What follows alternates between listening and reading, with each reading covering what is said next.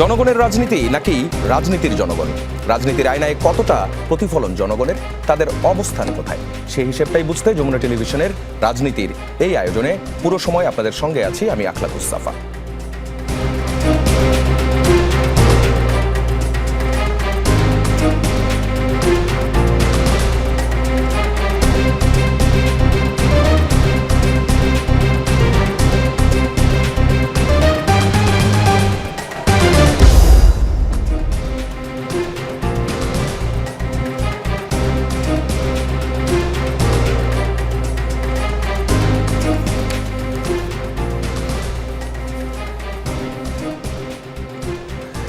একদিকে দীর্ঘদিন পর প্রতিদ্বন্দ্বিতাপূর্ণ নির্বাচনের প্রত্যাশা, অন্যদিকে লেভেল প্লেইং ফিল্ড, সহিংসতা, প্রশাসনের নিরপেক্ষতা এসব নিয়ে গভীর শঙ্কা।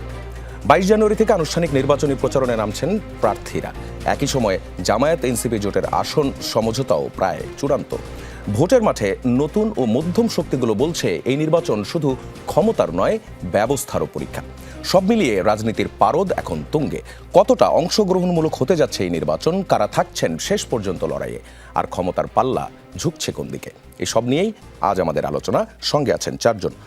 আমাদের সঙ্গে আছেন বিএনপি মনোনীত এমপি প্রার্থী আখতারুজ্জামান বাচ্চু, আছেন বাংলাদেশ জামায়াতে ইসলামী মনোনীত এমপি প্রার্থী ব্যারিস্টার নাজিবুর রহমান মোমেন, আমাদের সঙ্গে যুক্ত হয়েছেন সাকিব আনোয়ার, যুগ্ম সাধারণ সম্পাদক নাগরিক ঐক্য, এবং এস.এম. সাইফ মোস্তাফিজ, যুগ্ম সদস্য সচিব, জাতীয় নাগরিক পার্টি। আপনাদের চারজনকেই স্বাগত আমাদের এই রাজনীতির আয়োজনে। প্রথমেই যেতে চাই সাকিব আনোয়ারের কাছে। সেটি হচ্ছে মাহমুদুর রহমান মান্না, অর্থাৎ নাগরিক ঐক্যের যিনি সভাপতি, তার বগুড়া 2 আসনের যে প্রার্থিতা বাতিল হয়েছিল, তিনি আপিলের পর আজ সেই প্রার্থিতা ফিরে পেয়েছেন।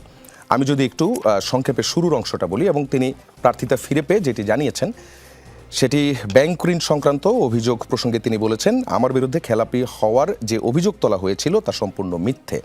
ইসলামী ব্যাংকের বগুড়ার বরগোলা শাখার এক কর্মকর্তার মাধ্যমে একটি ভুয়া নোটিশ তৈরি করা হয়েছিল। বিষয়টি জানার পর তিনি ব্যাংকের প্রধান কার্যালয়ে যোগাযোগ করেন। পরে ওই ব্যাংক কর্মকর্তা শাস্তিমূলকভাবে স্ট্যান্ড রিলিজ ও ট্রান্সফার হন।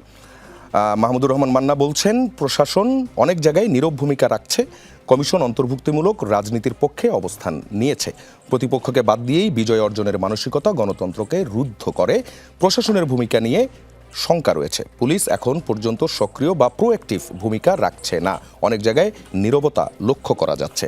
আপনার কাছে একটু জানতে চাই যে মাহমুদুর রহমান মান্নার যখন প্রার্থিতাটা বাতিল হলো, তারপরের যে প্রসেসটা আপনারা কিভাবে জানলেন যে ওই যে একটি লেটার দেওয়া হয়েছে যেটি ইসলামী ব্যাংকের বগুড়ার শাখার, সেটি আপনারা কিভাবে নিশ্চিত হয়েছিলেন যে ভুয়া?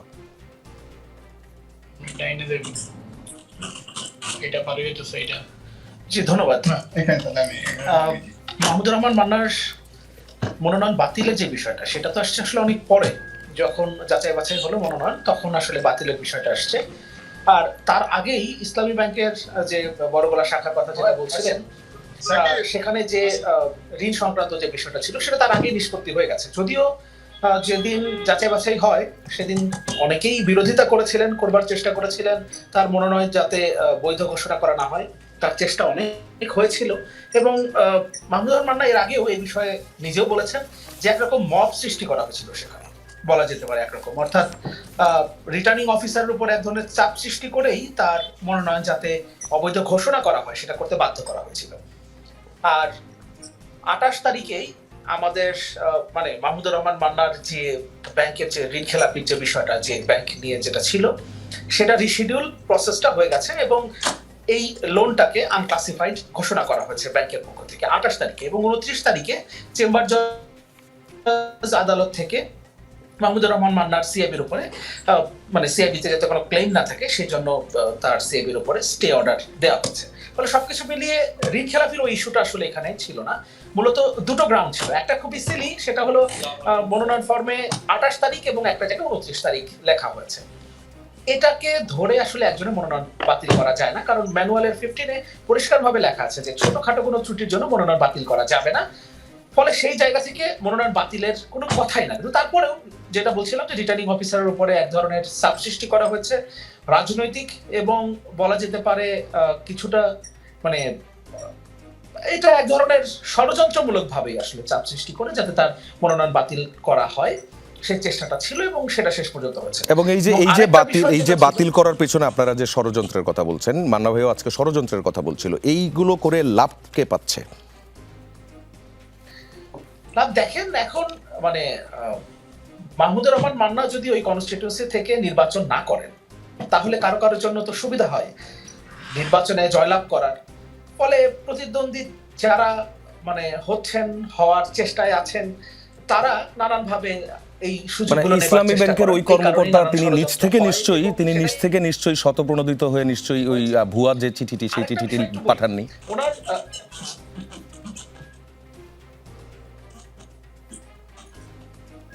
দুঃখিত, আমি আরেকবার যদি একটু বলেন। বললাম ইসলামী ব্যাংকের যিনি কর্মকর্তা, যাকে স্ট্যান্ড রিলিজ করা হলো ভুয়া চিঠি পাঠানোর জন্য, তিনি তো নিশ্চয়ই নিজ থেকে শতপ্রণোদিত হয়ে কাজটি করেননি, তাই না?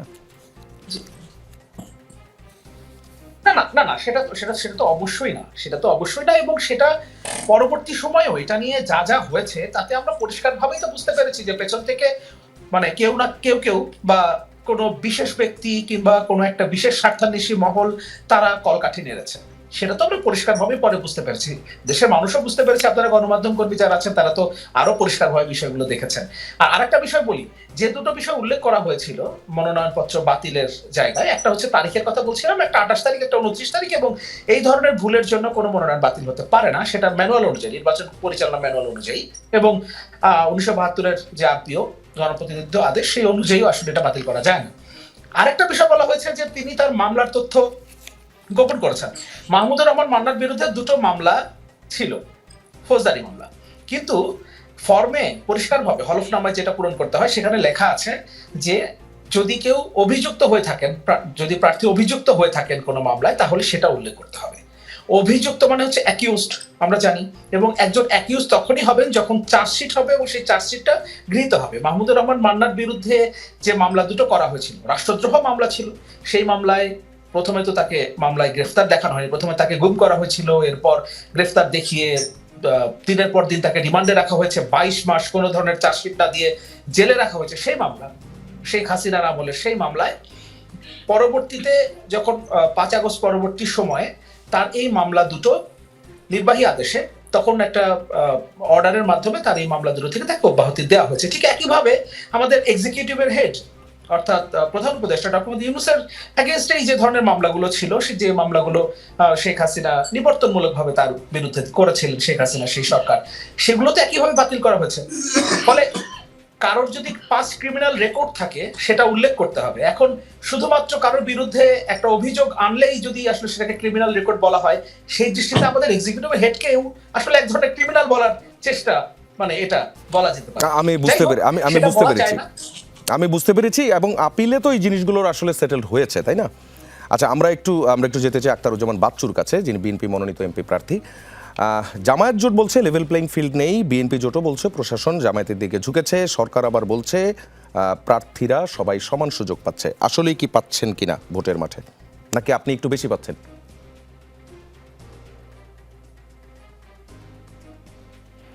সরি, জানতে চাচ্ছিলাম, জামায়াত জোট বলছে লেভেল প্লেইং ফিল্ড নেই, বিএনপি জোটও বলেছে প্রশাসন জামায়াতের দিকে কিছুটা ঝুঁকে আছে, সরকার আবার বলছে সব প্রার্থী সমান সুযোগ পাচ্ছে। আপনার কাছে প্রশ্ন, আপনারা কি সমান সুযোগ পাচ্ছেন কিনা, আপনি কি বেশি সুযোগ পাচ্ছেন কিনা, এটা বলেন তো। না, আসলে এখানে নির্বাচন কমিশন নির্বাচনটি একটি অবাধ সুষ্ঠু নির্বাচন করার জন্য প্রায় কাজ করছেন এবং বর্তমান অন্তর্বর্তীকালীন সরকারের প্রধান বলেছেন যে সারা পৃথিবীতে একটি ঐতিহাসিক নির্বাচন হবে এবং সেই নির্বাচনটি একটি অবাধ সুষ্ঠু এবং নিরপেক্ষ নির্বাচন হবে, যে নির্বাচনটি একটি নজির হয়ে থাকবে। তো আমরা ওনার উপর আস্থাশীল এবং আমরা মোটেই বেশি সুযোগ পাচ্ছি না, সবাই সমান সুযোগ পাচ্ছে। মানে আপনার আসনের কোনো প্রার্থী কি এই অভিযোগটা এখনো পর্যন্ত করেননি যে আপনি একটু বেশি সুযোগ পাচ্ছেন? না না, কিন্তু বিরোধী শিবির তো বলছে বিএনপির প্রার্থীরা নাকি বেশি সুযোগ পাচ্ছে, প্রশাসনের কর্মকর্তারা নাকি তাদেরকে বেশি সুযোগ দিচ্ছে। বা নেওয়ার কোনো অভিপ্রায় নেই, কারণ হলো বিএনপি আপনারা জানেন যে জনগণের দল, আমাদের বিশাল সমর্থন রয়েছে, জনসম্পৃক্ততা রয়েছে, সুতরাং আমরা জনগণের শক্তিতে বিশ্বাসী। কোনো বিশেষ সুবিধা বা বিশেষ সুবিধার আমাদের প্রয়োজন হয় না, কারণ জনগণই আমাদের যে জনসমর্থন, আমাদের যে জনসম্পৃক্ততা, এটি আমাদের জন্য একটি বিশেষ সুবিধা। জি, আপনাকে ধন্যবাদ। আমরা একটু ব্যারিস্টার নাজিবুর রহমান মোমেনের কাছে যেতে চাই। সেটি হচ্ছে এখন পর্যন্ত ভোটের মাঠের চিত্রটা কি? আপনারা শুরু থেকেই বেশ কয়েকদিন যাবৎ আপনারা অনেকগুলো অভিযোগ করে এসছেন, সেগুলোর কি কোনো সুরাহা হয়েছে কিনা? আপনারা মনোনয়ন বাতিল নিয়ে সেই সময় অনেকগুলো এক্সাম্পল দিচ্ছিলেন যে সেখানে এক ধরনের বৈষম্য করা হয়েছে, সেই বিষয়গুলো সামনে উঠে এসেছিল। আপিলে কি বিষয়গুলোর নিষ্পত্তি হয়েছে কিনা, নাকি সেখানেও একই রকমের অবস্থার মুখোমুখি হচ্ছেন আপনারা? ধন্যবাদ আপনাকে। না, আমরা দেখছি না মানে দৃশ্যমান উন্নতি, এটা বলা মুশকিল আমাদের জন্য। কারণ আপনি দেখেন, এই গতকালকেও চট্টগ্রামে আমাদের দুইজন কর্মীকে গুলি করা হয়েছে, একজন শহীদ হয়ে গিয়েছেন। এই আইনশৃঙ্খলা পরিস্থিতির বিষয়ে আমরা বারবার বলে এসেছি, কিন্তু এটার কোনো দৃশ্যমান উন্নতি আমরা লক্ষ্য করছি না। এখন ইলেকশন কমিশনের যেই দৃষ্টিভঙ্গি আমরা দেখছি, আমার নির্বাচনী এলাকায় তারা নির্বাচন স্থগিত করেছে, পাবনা 1 এবং 2, এবং এটা সম্পূর্ণ তাদের এখতিয়ার বহির্ভূত। কোনো অনিয়ম না ঘটলে, কোনো যদি ব্যত্যয় না ঘটে, তাহলে তাদের পক্ষে নির্বাচনের যেই এটা আছে, কার্যক্রম আছে, তারা স্থগিত করতে পারেন না। এখানে তারা দোহাই দিচ্ছেন মাননীয় অ্যাপিলেট ডিভিশনের একটি রায়ের কিংবা একটি আদেশের ব্যাপারে, কিন্তু সেই আদেশে যেটা অ্যাপিলেট ডিভিশন বলেছে, সেখানে কোথাও কিন্তু আমরা দেখি নাই যে নির্বাচন কার্যক্রম স্থগিত করতে হবে। কিন্তু কার সুবিধা করে দিতে কেন এই নির্বাচনটাকে তারা স্থগিত করলেন, এটা কিন্তু প্রশ্নের দাবি রাখে। এর পাশাপাশি আমরা দেখেছি সারা দেশে ডিসিদের যেই মনোনয়নটা কী বলে নিয়োগটা হয়েছে, এটা কথা ছিল যে লটারির মাধ্যমে হবে, কিন্তু প্রথম দফায় ওনারা 16 জন ডিসিকে নিয়োগ দিলেন লটারি ছাড়াই, কেউ কিছু বলল না। তৎপরবর্তীতে সমস্ত জায়গায় ডিসিদেরকে নিয়োগ দেওয়া হলো লটারি ছাড়া। এবং আমরা দেখেছি কক্সবাজারে আমাদের কেন্দ্রীয় নেতা হামিদুর রহমান আজাদ, তাকে একটা মানে প্রহসনমূলক যে মামলা আওয়ামী ট্রাইব্যুনালে, সে আদালত অবমাননার একটি মামলায় ওনাকে 3 মাসের সাজা দেওয়া হয়েছিল। সেই সাজা 10 বছর আগের। সেখানে আমরা দেখেছি তার মনোনয়নপত্র সেখানে বাতিল করা হয়েছে। এটা অবশ্যই নির্বাচন কমিশনকে ধন্যবাদ জানাই, এটা অ্যাপিলে ওনার মনোনয়নপত্রটা টিকে গিয়েছে। এরকম অনেকগুলা মামলা পেন্ডিং আছে, নির্বাচন কমিশনের আচরণ আমরা পর্যবেক্ষণ করছি। কিন্তু আমাদের কাছে যেটা মনে হচ্ছে, সারা দেশে যেভাবে ডিসি এসপিদেরকে এসপিদের ব্যাপারটা আমরা বলছি এটা ফেয়ার নিয়োগ হয়েছে, কারণ এখানে লটারি হয়েছে। কিন্তু ডিসিরা যেহেতু নির্বাচনের রিটার্নিং কর্মকর্তা, তাদের যে নিয়োগটা হয়েছে, এবং কিছু কিছু ক্ষেত্রে আমরা দেখেছি ডিসি ডিসিশন দিচ্ছেন, এডিসি হাতে তালি দিচ্ছেন। এটা তো হতে পারে না। পরিষ্কারভাবে তারা তাদের যে ম্যান্ডেটটা আছে এটাকে এক্সিট করেছেন, যে নিরপেক্ষ আচরণ তাদের করার কথা ছিল, করছেন না। এবং নির্বাচন কমিশন বলছেন তারা সব, বিশেষ করে বিদেশি নাগরিকত্বের ক্ষেত্রে, এখন বিএনপি জোট তো এটাও বলছে, তাদেরও তো অভিযোগ আছে, তারাও বলছে যে প্রশাসনের কেউ কেউ জামায়াতের দিকে ঝুঁকে গেছে, ঠিক যেমনটা আপনারা বলেছিলেন। সেভাবে বাতিল হয়নি। এখন বলছে, নির্বাচন কমিশন বলছেন তারা একটি সেম স্ট্যান্ডার্ড তারা অনুসরণ করবেন, কিন্তু যাদের বিরুদ্ধে অ্যাপিল হয়নি তাদের সাথে তারা কীরকম আচরণ করবেন, সুমোটো তারা অ্যাকশন নিতে পারেন। রিপোর্ট এসেছে একটা তারেক জিয়ার ক্ষেত্রে, তিনি তার যে হলফনামা আছে সেখানে তিনি বিদেশি নাগরিকত্বের ক্ষেত্রে আগে বিদেশি নাগরিক ছিলেন কিনা সেখানে টিক দেননি। এক্ষেত্রে সুমোটো তারা নির্বাচন কমিশন কোনো ব্যবস্থা নেবেন কিনা এইগুলা দেখতে হবে। যদি না নেন তাহলে বুঝতে হবে তারা একটি দলকে ফেভার করছেন। জি, আমি আপনাকে এবার আরেকটা প্রশ্নে যেতে চাই, সেটা হচ্ছে কোট আনকোট, আপনি একটু শুনবেন। বিড়িতে শুকটানের মধ্যেও দাড়িপাল্লার দাওয়াত দিলে আল্লাহ মাফ করে দিতে পারেন। উঠান বৈঠকে এই কথা বলেছেন ঝালকাঠি 1 আসনে জামায়াতের প্রার্থী ফয়জুল হক। তাকে আবার কারণ দর্শানোর নোটিশও দেওয়া হয়েছে, যদিও তিনি বলেছেন তার বক্তব্য মিসলিড করা হয়েছে। তবে পুরো ভিডিওটা আমরা যাচাই করেছি, যাচাই করে এই যে অংশটা যেটা আমি আপনাকে পড়ে শোনালাম, এটা তিনি আসলেই বলেছেন। এখন প্রশ্নটা হচ্ছে, দাড়িপাল্লায় দাওয়াত দিলে আল্লাহ মাফ করে দিতে পারবে, এই নিশ্চয়তা ধর্মভীরু সাধারণ মানুষকে এক্সপ্লয়েটেশন করার শামিল কিনা, অথবা এক্সপ্লয়েট করা হচ্ছে কিনা? আপনি প্রশ্নটা উত্থাপন করলেন।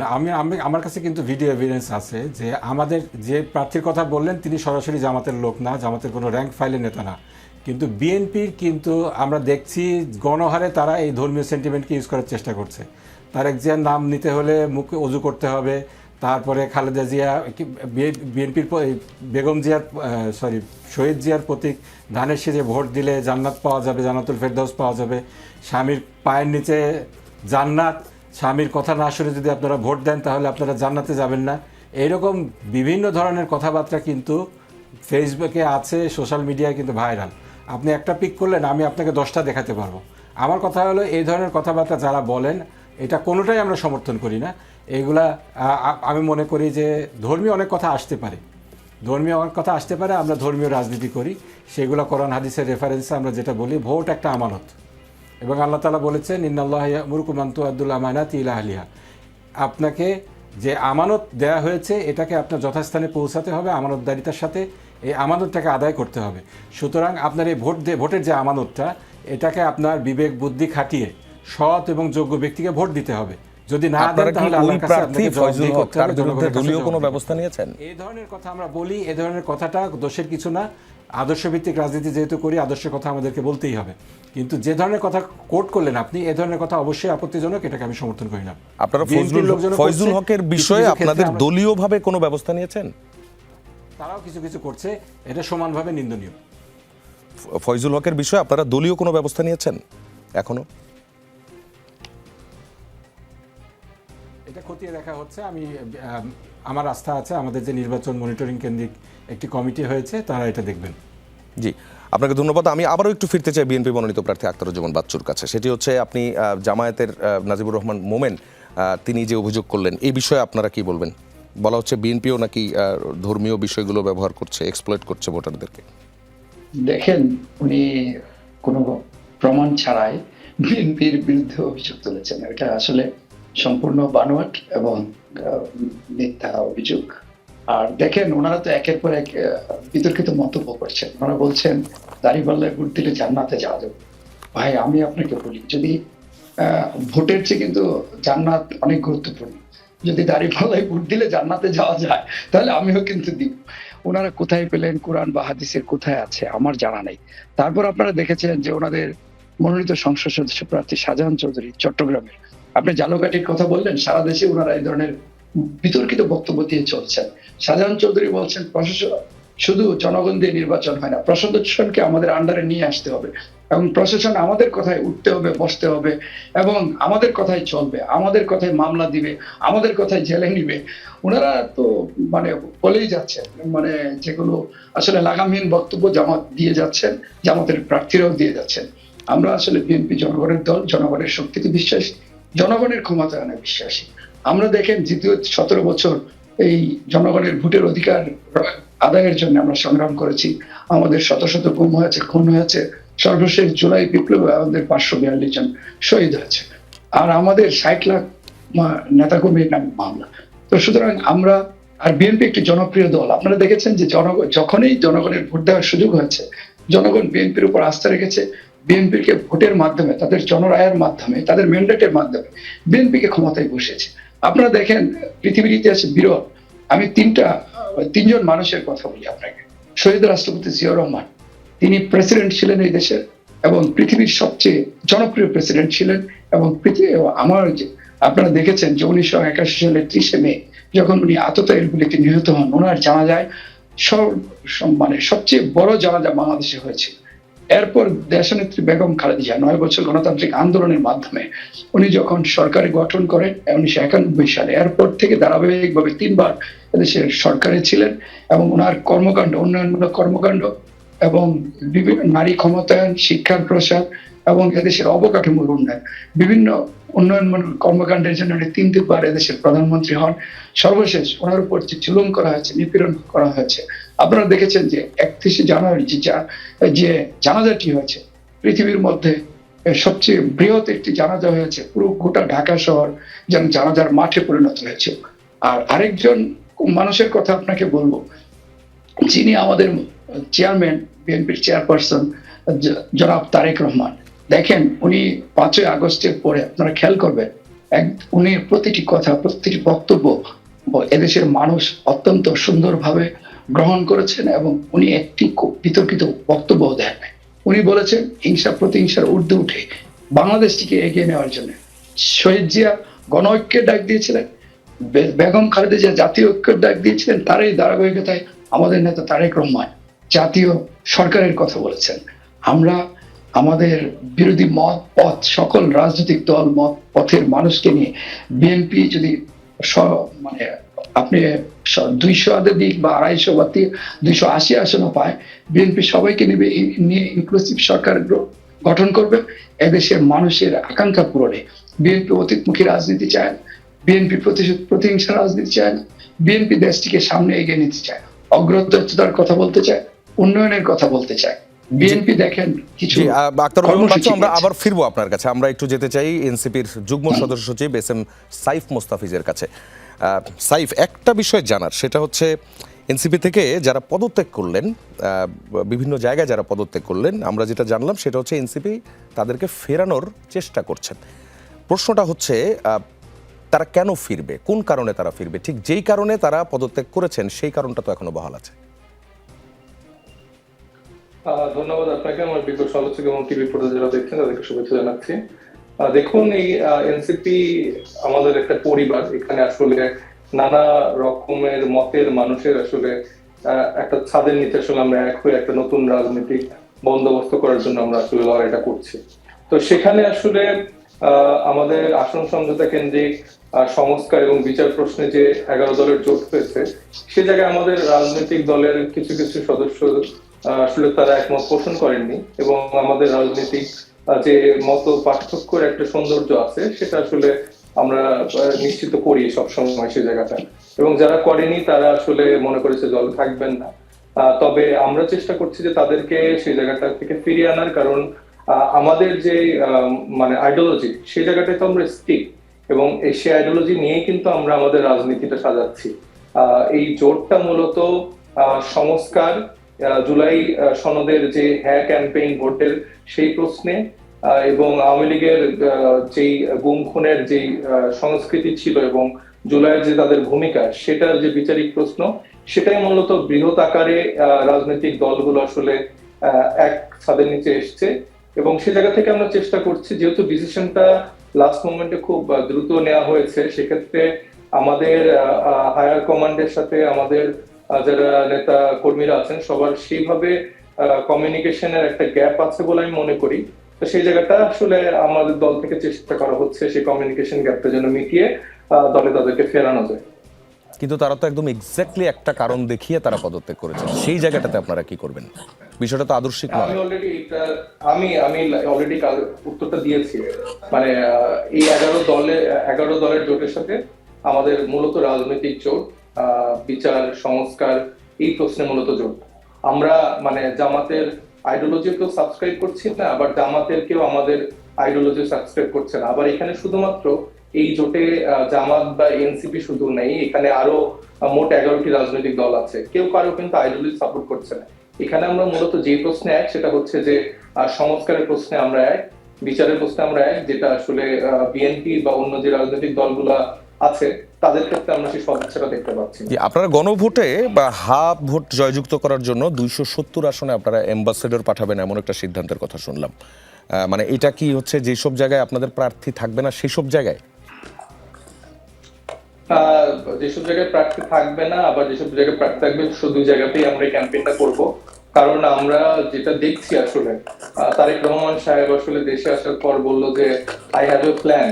এটা আসলে বেশ সাসপেন্স একটা বাজ ক্রিয়েট করেছে যে তার প্ল্যানটা আসলে কি। সে কি আসলে জুলাই সংস্কারের পক্ষে কাজ করতে যাচ্ছে নাকি বিপক্ষে কাজ করতে যাচ্ছে, অথবা অল্টারনেটিভ আসলে তার প্ল্যান কি? দেশকে যে বাংলাদেশের জুলাইয়ের আকাঙ্ক্ষার যে পরিবর্তনের জায়গাটা সেটা নিশ্চিত করতে হলে আমাদের জুলাই সনদ বাস্তবায়নের মানে এছাড়া আসলে আর কোনো উপায় নেই।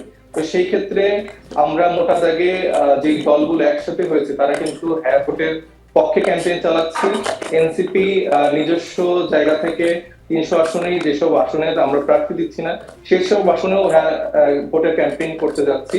কিন্তু বড় রাজনৈতিক দল বিএনপি যারা নিজেদেরকে ধরে নিয়েছে ক্ষমতায় চলে আসবে, তাদের পক্ষে আমরা দেখছি যে তাদের কোন রকম এক্সাক্ট কোনো আনসার পাওয়া যাচ্ছে না। তারা ভেগ আনসার দেওয়ার চেষ্টা করছে, এবং তাদের সিনিয়র নেতাদের বাইরে বিভিন্ন লেয়ারের নেতা কর্মীরা কিন্তু অলরেডি না ভোটের ক্যাম্পেইন চালাচ্ছে। তো সেটাকে খেয়াল করি আসলে এনসিপির জায়গা থেকে আমরা সিদ্ধান্ত নিয়েছি যে এটা আসলে জোরে সরে আমরা আমাদের নির্বাচনী প্রচারণার পাশাপাশি যেটা আমাদের আসলে সব থেকে জরুরি বিষয়, যেটার জন্য আসলে আমরা এই জুলাই সনদের জায়গাটা নিশ্চিত করতে পারবো, আর সেই জন্য আসলে আমরা মূলত হ্যাঁ ভোটের ক্যাম্পেইনে দাঁড়াচ্ছি। বুঝতে পেরেছি। তার মানে আপনারা তাহলে কি 30টির মতো আসনে সমঝোতা হচ্ছে এনসিপির সাথে, এমন একটা প্রশ্ন আছে? জি, এটা এখন আলাপ আলোচনা চলছে 30টা বা মানে 30-40-এর ভিতরে জোটের একটা আলাপ। জি, আপনাকে ধন্যবাদ। আমরা আবার একটু বাচ্চু ভাইয়ের কাছে ফিরতে চাই। সেটি হচ্ছে, আপনি শুনলেন গণভোট ইস্যুতে বিএনপির ভূমিকা নিয়ে প্রশ্ন বলা হচ্ছে, আপনারা না ভোটের জন্য আপনারা প্রচারণা চালাচ্ছেন। আমাদের এনসিপি সমালোচক যে প্রশ্নটি করেছেন এটি আসলে সঠিক না, ওনার হয়তো এটা জানার ঘাটতি রয়েছে এই জায়গায়। আমি আপনাকে দেখাতে পারবো যে একটি ফটো কার্ড এখানে আপনি দেখেন, আমি একজন প্রার্থী হিসেবে দল আমার কাছে প্রেরণ করেছে। সেটি হলো রেফারেন্ডামে আপনি দেখতে পাচ্ছেন যে এখানে ইয়েস ভোট দেওয়ার জন্য এখানে আমাদের দল থেকে নির্দেশনা দেওয়া আছে। কনস্টিটিউশনাল রিফর্ম কমিটি এখানে রেফারেন্ডাম ফার্স্ট পেজ আপনি দেখেন ফটো কার্ডের মাধ্যমে। আসলে ওনারা আসলে কেন তথ্য বিকৃত করছেন আমি জানি না। আমরা কনস্টিটিউশনাল রিফর্ম, আমরা বিএনপি তো সর্বপ্রথম সংস্কার চেয়েছে। এনসিপি গঠনের আগে থেকেই বিএনপি সংস্কার চেয়েছে, এবং বিএনপি এমন সময় সংস্কার চেয়েছে যখন ফ্যাসিস্টদের চোখে চোখ রেখে বিএনপি সংস্কার চেয়েছে। আমাদের নেতা বিএনপি তখন ভারপ্রাপ্ত চেয়ারম্যান ছিলেন, এখন চেয়ারম্যান তারেক রহমান 2023 সালের জুলাই মাসে উনি এক রাষ্ট্র সংস্কারের 31 দফা কর্মসূচি দিয়েছেন। আমরা সংস্কার, বিচার এবং নির্বাচন তিনটি প্রশ্নে আমরা বিএনপি একমত, এবং বিএনপি সংস্কার চায়, দেশের গণতন্ত্রায়ন চায়। বিএনপি একটি সুষ্ঠু অবাধ নির্বাচনের মাধ্যমে জনগণের সরকার প্রতিষ্ঠার মাধ্যমে দেশটিকে অগ্রযাত্রা এবং উন্নতির সমৃদ্ধির দিকে এগিয়ে নিতে চায়। এনসিপি আরো একটি অভিযোগ করলো, এনসিপি বলল যে বিএনপি মনে করছে যে তারা অলরেডি ক্ষমতায় চলে এসেছে। এইটা কি আসলে সত্যি? দেখেন, সমালোচনার জন্য সমালোচনা করা বা কাউকে ঘায়াল করার জন্য কোনো কথা বলা, সেটা মানে এনসিপি আসলে একটি নতুন রাজনৈতিক দল। আমরা তাদের সফলতা কামনা করি, তাদের উজ্জ্বল ভবিষ্যৎ কামনা করি। কিন্তু ওনারা দেখেন ইতিমধ্যে ওনাদের বিভিন্ন কর্মকাণ্ডের মাধ্যমে বিতর্কের জন্ম দিয়েছে। আপনি দেখেন বিভিন্ন বিষয়, আমি তাদের এটা হয়তো তাদের অভিজ্ঞতার ঘাটতির কারণে হয়েছে। রাজনীতি দেখেন জনগণের সাথে পাশে থেকে দীর্ঘ সময় কাজ করার মাধ্যমে বিএনপির যে অভিজ্ঞতা হয়েছে, বিএনপির সরকারে থেকেছে, বিএনপি জনগণের পাশে থেকেছে, সাথে থেকেছে। এনসিপির সেই জায়গায় একটু ঘাটতি রয়েছে। দেখেন, আপনি যে বিষয়টি এনসিপির প্রতিনিধিকে বললেন যে এখন তারা যে একটি জোট করেছে, আপনি দেখেন ওনারা বলছেন সংস্কার, আবার এতদিন বলেছেন যে যারা 71-এ যাদের বিতর্কিত ভূমিকা ছিল তাদের বিরুদ্ধে কথা বলেছেন। হুট করে আবার ওনারা একদম ইউটার্ন নিয়ে জামাতের সাথে একটি জোট গঠন করছেন। সেটি কিছু সিটের আশা মানে বা অন্য কিছু, সেগুলো আমি বলতে চাই না। আমি শুধু এটুকু বলতে চাই এটা কোনো আদর্শিক জোট না, এবং ওনাদের আদর্শিক মিল না থাকার কারণে অনেকেই ওনাদের যারা নেতৃত্বে ছিলেন ওনাদের সংগঠনে ভাঙন দেখা দিয়েছে। ইতিমধ্যে অনেকে পদত্যাগ করেছেন। সুতরাং ওনারা আসলে ওনাদের যারা নেতা আছেন তাদের সেন্টিমেন্টে ওনারা অন করতে পারছেন না। জনগণের সেন্টিমেন্ট কতটুকু ধারণ করতে পারছেন বা জনগণের ভাবনা, ওনারা নতুন বন্দোবস্তের কথা বলছেন। আমরা তো নতুন বন্দোবস্ত, আপনার এই প্রশ্নগুলোর উত্তর আমরা এনসিপির সাইফ মোস্তাফিজের কাছ থেকে নেব। তবে তার আগে আমরা একটু সাকিব আনোয়ারের কাছ থেকে ঘুরে আসতে চাই। সাকিব আনোয়ার আছেন আমাদের সঙ্গে। তারেক রহমানের বিষয়ে আমি আপনাকে এক মিনিটে শেষ করব যে উনি দেখেন, উনি সাকিব আনোয়ার আছেন আমাদের সঙ্গে। আমরা একটু সাকিব আনোয়ারের কাছে যেতে চাই। সেটি হচ্ছে যে আপনি তো শুনলেন গণভোট এবং অন্যান্য বিষয় নিয়েও কথা হচ্ছে, একদিকে ঝুঁকে যাওয়া, দুই পক্ষই একরকমের কথা বলছে। ভোটের মাঠের চিত্রটা কি আসলে বলুন তো? ভোটাররা কতটুকু নিরাপত্তা বোধ করছে সেটা তো জরুরি। দেখেন, দেশে একটি ভোটের উৎসব বিরাজ করছে। দীর্ঘ 17 বছর মানুষ ভোট দিতে পারে না।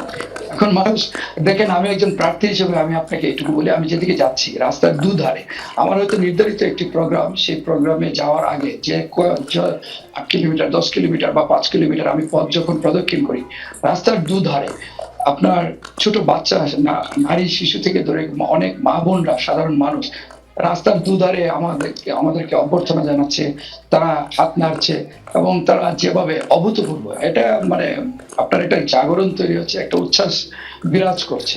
কারণ দীর্ঘ 17 বছর মানুষ ভোট দিতে পারেন না। আর আমি আরেকটি বিষয় এখানে বলছি, সারোয়ার তুষারের প্রশ্নের মানে একটি বিষয় অবতারণা করেছেন, সেটার উত্তর দিচ্ছি জাস্ট। সাইফ মুস্তাফিজ। দেখেন, উনি আমাদের চেয়ারম্যান সাইফ মুস্তাফিজ, তো উনি আমাদের চেয়ারম্যান তারেক রহমানকে নিয়ে একটি কথা বলেছেন, যে উনি বলেছেন, আমাদের নেতা তারেক রহমান দেশে ফেরার পর যে উনি বলেছেন আই হ্যাভ এ প্ল্যান, উনি কিন্তু বলেছেন I have a plan for the country, for the people. এখন মানে সেটা তো অবশ্যই দেশের মানুষের জন্য, বিএনপি রাজনীতি করে জনগণের জন্য, দেশের জন্য। সুতরাং উনি দেশটাকে এগিয়ে নেওয়ার জন্য ওনার একটি মহা পরিকল্পনা রয়েছে।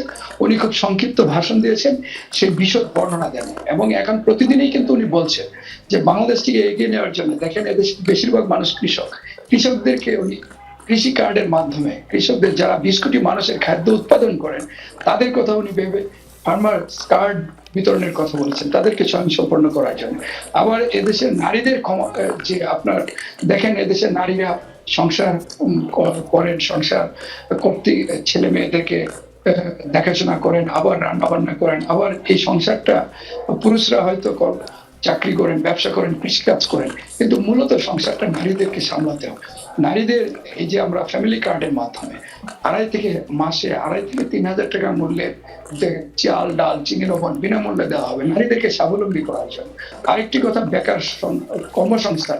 দেখেন আমাদের নেতা তারেক রহমান আখতারুজ্জামান বাচ্চু, এগুলো নিয়ে আমাদের আলোচনা হবে। আপনি অবশ্য অনেক লম্বা সময় বলে ফেলেছেন। সাকিব আনোয়ার আমার প্রশ্নটা শুনতে পারেননি, এর মধ্যে আপনি আসলে বলেছেন আমি আসলে চাই লেভেল প্লেইং ফিল্ডটা থাকুক, আপনারা সবাই থাকবেন আমাদের সঙ্গে। দর্শক, রাজনীতিতে কোনো বিরতি নেই, ফিরছি কিছুক্ষণের মধ্যে, আমাদের সঙ্গেই থাকবেন।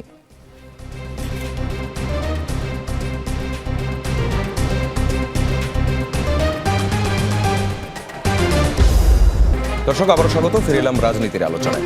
এ পর্বে যেতে চাই এস এম সাইফ মুস্তাফিজের কাছে। সেটি হচ্ছে, সাইফ, আপনি শুনছেন বিএনপির আখতারুজ্জামান তিনি আপনাকে কিছু প্রশ্ন করেছেন, আপনাদের বিষয়ে কিছু কথা বলেছেন, এর উত্তরটা দিবেন। হ্যাঁ, আমি উত্তর দিব যে দেখেন, এনসিপি এমন একটি রাজনৈতিক দল যেটা আসলে পরিবারতন্ত্র বা একনায়কতন্ত্রের যে একটা বলয়ে বাংলাদেশের ট্রেডিশনাল পলিটিক্সে এতদিন ছিল, সেটার বাইরে যে আসলে রাজনীতি করছে। এখানে আমাদের একজন একক নেতা নাই যে উঠতে বললে আমরা উঠবো, বসতে বললে বসবো। এখানে আমাদের মধ্যে সেই গণতান্ত্রিক চর্চাটা আছে। এখানে আমাদের ভিন্ন মতটাকে আমরা সেভাবে সাদরে গ্রহণ করি, সেটাকে আমরা সম্মান করি, এবং আমরা চেষ্টা করি যে দিন শেষে যেন আমরা একটা কমন গ্রাউন্ডে আসতে পারি। তো সেই আলোকেই আমাদের রাজনীতি আগাচ্ছে। এখানে কিছুটা ভিন্ন মত আছে, কিছুটা আমাদের মধ্যে অনেকের আক্ষেপের জন্য কয়েকজন আমাদের দল থেকে চলে গেছে, সেগুলো সলিউশন হয়ে যাবে। তবে যেটা আমাদের বৃহৎ স্বার্থ, সেই জায়গাটা নিয়ে আমরা কাজ করতে চাচ্ছি। এবং দেখেন, আমরা বারবার বলতে চাচ্ছি যে বড় রাজনৈতিক দলের যারা বড় পজিশনে আছেন তাদের কথাবার্তা আরো স্ট্রেট ফরওয়ার্ড হওয়া উচিত। আমাদের তরুণ রাজনৈতিক দলরা আমরা আলাদা করে বলে দিচ্ছি, আমাদের আহ্বায়ক থেকে শুরু করে আমাদের জোট সঙ্গে যেসব দলগুলো আছে, জামাত ইসলামী বাংলাদেশ বা আরো যেসব রাজনৈতিক দলগুলো আছে, তারা নিজেদের প্যাডে অফিসিয়ালি জানাচ্ছে যে তারা হ্যাঁ ভোটের পক্ষে ক্যাম্পেইন করছে। তো আমি চাই যে মানে যদি আসলে এটা বলে থাকে, আপনাদের যদি ইন্টারনালি বলে থাকে, আমরা এক্সপেক্ট করবো যে আপনারা ওপেনলি সেটা জনগণের সামনে নিয়ে আসেন। এটাকে আমরা অবশ্যই ওয়েলকাম করি। আমরা চাই যে আমরা দলমত নির্বিশেষে সবগুলো রাজনৈতিক দল আসলে হ্যাঁ ভোটের পক্ষে ক্যাম্পেইন করি। আর বাচ্চু ভাইয়ের কয়েকটা কথা আমি একটু বলতে চাই। উনি আমার বয়সে অবশ্যই সিনিয়র হবেন, আমি ওনাকে সম্মান করি। তবে ওনাদের রাজনৈতিক যেসব ইশতেহার গুলো সামনে আসছে, সেগুলো অত্যন্ত আমার কাছে মানে খুব বেশি আশা জাগাচ্ছে না। কারণ এই যে কার্ডের ক্যাম্পেইন গুলো আপনারা করছেন, সেটা আসলে নির্বাচন ইশতেহার আপনাদের মানে জনকল্যাণমূলক অনেকগুলো দফা বা অনেকগুলো জায়গা আমরা খাত দেখতে পাচ্ছি, কিন্তু এই খাতের মানে আর্থিক জায়গাটা আসলে কিভাবে আপনারা মেটাবেন সেটার কোনো সুনির্দিষ্ট রোড ম্যাপ দেয়া নেই। মানে পয়সাটা আসবে কোথা থেকে, তাই তো? আমাদের যে ইকোনমিক্যাল জায়গা আছে, আমরা অলরেডি অনেক বৈদেশিক ঋণ আমাদের উপরে বোঝা। আপনারা কি আরো ঋণের মাধ্যমে এই জায়গাগুলো নিশ্চিত করবেন, নাকি আপনাদের কোনো আলাদা কোনো পলিসি আছে? এগুলো কিন্তু কোনো আনসার নেই আপনাদের কাছে। আপনারা মানুষের সাথে কাইন্ড অফ প্রতারণা করছেন। আপনারা কৃষকের কাছে কার্ড দেখিয়ে বলছেন যে আমাদেরকে ভোট দেন, তাহলে আপনারা এই কার্ডটা পাবেন, এই হবেন। কিন্তু রেদার আপনাদের তো উচিত, আমাদের সকলেরই উচিত, যে তাদেরকে কিভাবে এম্পাওয়ার করা যায়, আমাদের কিভাবে বেকারত্ব দূর করা যায়, তাদেরকে কিভাবে আসলে কাজে লাগানো যায়, তাদের কার্যক্রম বা তাদের হচ্ছে যে প্রফেশনাল জায়গাগুলো আসলে নিশ্চিত করা যায়, সেটা নিশ্চিত করা। রাদার আমরা তাদেরকে আসলে কর্মবিমুখ করার চেষ্টা করছি, তাদেরকে এই ছোট ছোট ট্র্যাপে আমরা ফেলানোর চেষ্টা করছি, যেটার আসলে কোনো ভবিষ্যৎ নেই। যেমনটা আওয়ামী লীগ 10 টাকা কেজি চাল খাওয়ানোর কথা বলে একটা মিথ্যা আশ্বাস দিয়েছিল আমাদের দেশের সহজ সরল মানুষকে, ঠিক সেম স্ট্র্যাটেজিতে আমার মনে হয় যে বিএনপি আগাচ্ছে। এবং তাদের পলিসিগত জায়গায় অনেক লুপহোল আছে। তাদের একটা পলিসিও, আপনাদের যে 31 দফা যেই আলোকে যে আপনারা দেশ চালাবেন, সেখানে অনেক অনেক লুপহোল আছে। আমি এর আগে অনেকগুলো আলোচনা করেছি, আপনাদের কোনো আলোচক এগুলোর সদুত্তর দিতে পারেনি। জি, আপনাকে ধন্যবাদ। আমরা একটু ব্যারিস্টার নাজিবুর রহমান মোমেনের কাছে যেতে চাই। সেটি হচ্ছে দুর্নীতি দমনে সৎলোক বসানোই যথেষ্ট কিনা, এটা নিয়ে কিন্তু সবসময় একটা প্রশ্ন থাকেই। আচ্ছা, আমি যদি উদাহরণ হিসেবে বলি, যেমন এই সরকার অর্থাৎ অন্তর্বর্তী সরকার, এই সরকারের যারা উপদেষ্টা, তাদের ব্যাপারে ডিরেক্টলি কোনো দুর্নীতির অভিযোগ সামনে আসেনি, কিন্তু তাই বলে আবার এটাও বলা যাচ্ছে না যে এই সরকারের সময় কোনো দুর্নীতি হয়নি অথবা এখনও হচ্ছে না। এটাই যখন বাস্তবতা, তখন একজন সৎ লোককে বসিয়ে দিলেই দুর্নীতি বন্ধ হয়ে যাবে, উই ক্যানট সে দ্যাট। সেই জায়গায় ধরেন আপনারা বিভিন্ন জায়গায় আপনাদের প্রচারণায় আপনারা বলছেন যে আপনাদের যখন মন্ত্রী ছিলেন তখন আপনাদের কারো বিরুদ্ধে কোনো অভিযোগই ওঠেনি। এই যে অভিযোগ না ওঠার বিষয়টাই কি আসলে দুর্নীতির বিরুদ্ধে আপনাদের অবস্থানকে স্পষ্ট করে, নাকি আপনাদের অ্যাকচুয়ালি কোনো স্পেসিফিক প্ল্যান আছে যে আপনারা এমন কিছু করবেন যে কেউ দুর্নীতি করার সুযোগই পাবে না? ধন্যবাদ আপনাকে।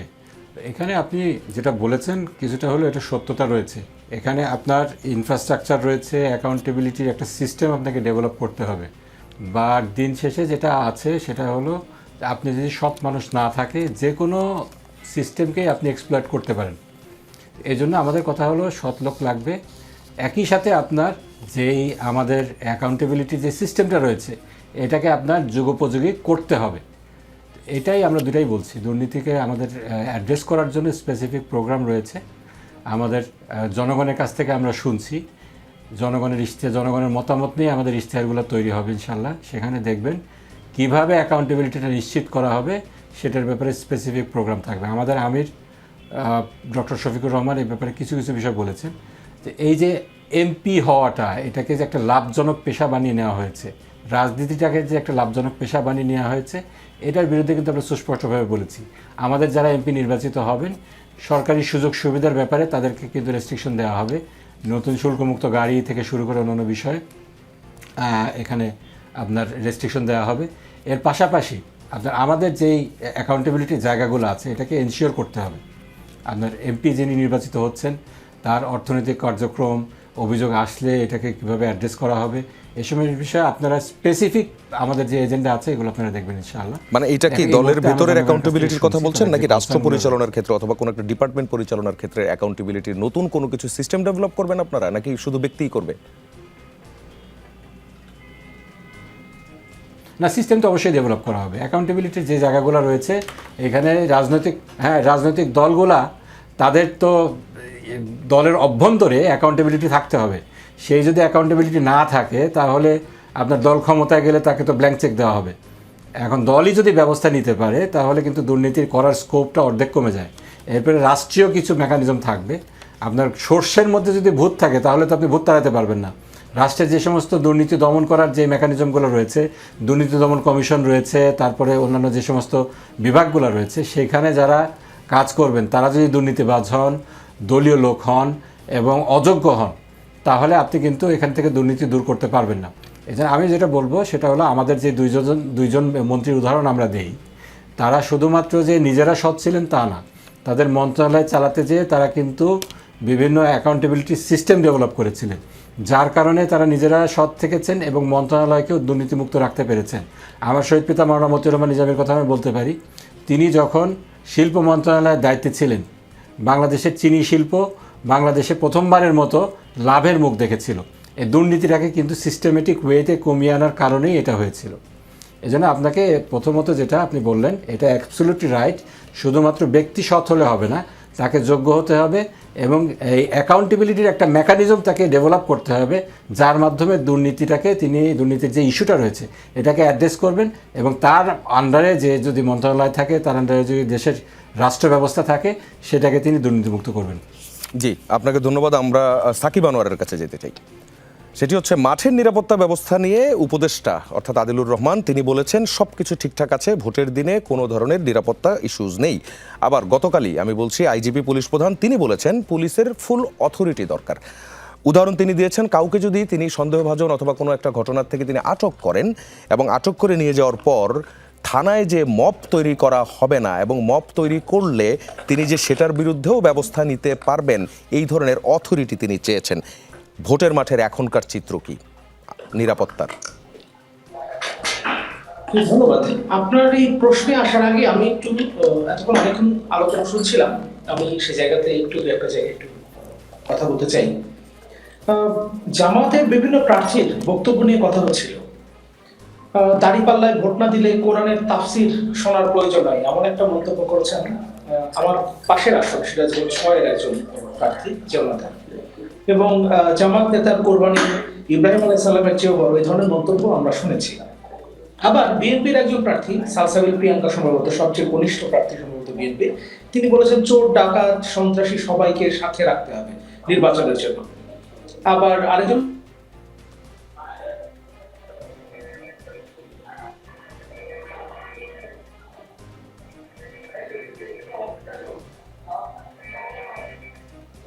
প্রার্থী সম্ভবত বলেছেন যে ধানের শীষকেই এখন আওয়ামী লীগের নৌকা নিতে হবে, মানে তিনি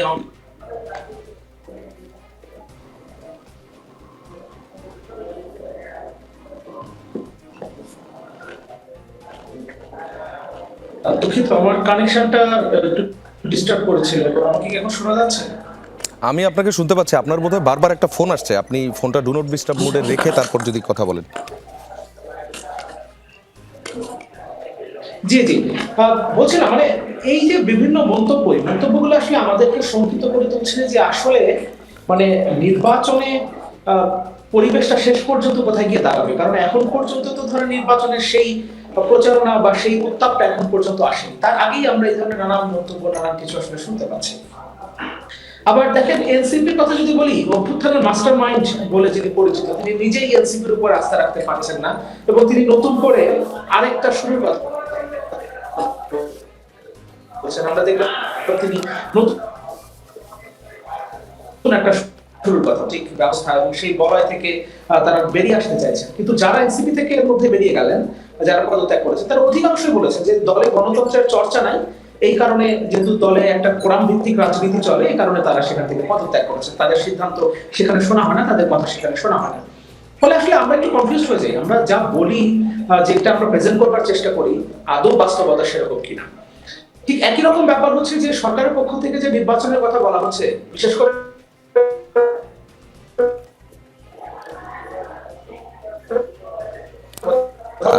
জি, আমাকে সাকিব আনোয়ার আমাকে আসলে শিফট করতে হচ্ছে এখন। আমরা একটু আখতারুজ্জামান বাচ্চুর কাছে যেতে চাই। সেটি হচ্ছে বেশ কিছু অভিযোগ এনসিপির থেকেও আসছে এবং সাকিব আনোয়ারের থেকেও আপনি একটি এক্সাম্পলের কথা শুনলেন। তারা বলছেন তাদের অভিযোগ মানুষের সাথে প্রতারণা করছে বিএনপি এবং মানুষকে কর্মবিমুখ করে ট্র্যাপে ফেলার চেষ্টা করছে। অনেক কিছুই বিএনপির পরিষ্কার না। উত্তর দিবেন খুব সংক্ষেপে।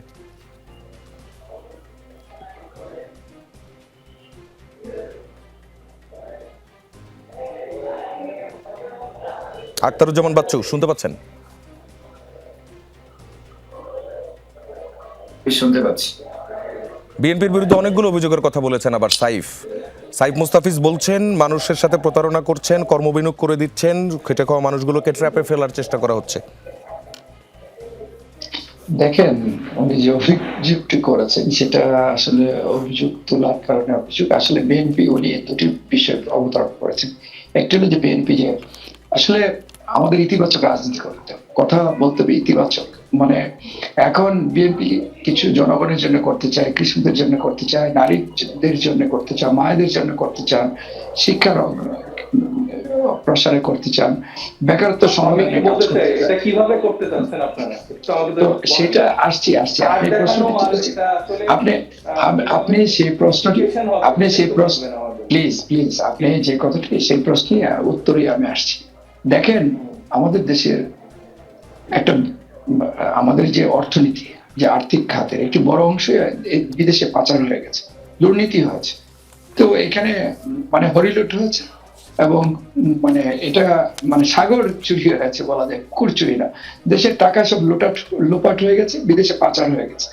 আমরা যদি এই যে দেশের যে টাকা সেটা যদি বিদেশে পাচার না হয়, দুর্নীতি বন্ধ করতে পারি, দেশের টাকাটা দেশে রাখতে পারি, তাহলে আমাদের এই কাজগুলো নির্বিঘ্নে এবং স্বচ্ছতা, আমরা যদি স্বচ্ছতা আনতে পারি, প্রশাসনের স্বচ্ছতা আনতে পারি, সরকারের স্বচ্ছতা আনতে পারি, তাহলে অবশ্যই আমাদের আর্থিক খাত আরো শক্তিশালী হবে। তো আমরা তখন এই যে ফ্যামিলি কার্ডের কথা বলছি, ফ্যামিলি কার্ডের মাধ্যমে নারীদের যে স্বাবলম্বী করা, সেই কাজটি আমরা অনায়াসে করতে পারবো। আমরা যে ফার্মার্স কার্ডের কথা বলছি, তখন আমরা সেই দুর্নীতি রোধ করতে পারলে, বিদেশে টাকা পাচার বন্ধ করতে পারলে অবশ্যই। আর আমরা দেখেন আরো বিভিন্ন সরকারের বিভিন্ন যে আয়ের উৎস, তাহলে এটা কন্ডিশন যে আপনারা যদি বাইরের টাকাগুলো ফিরিয়ে আনতে পারেন অথবা দেশে আপনি আমার কথা না, আপনি কিন্তু আমার কথা আসলে আপনি আসলে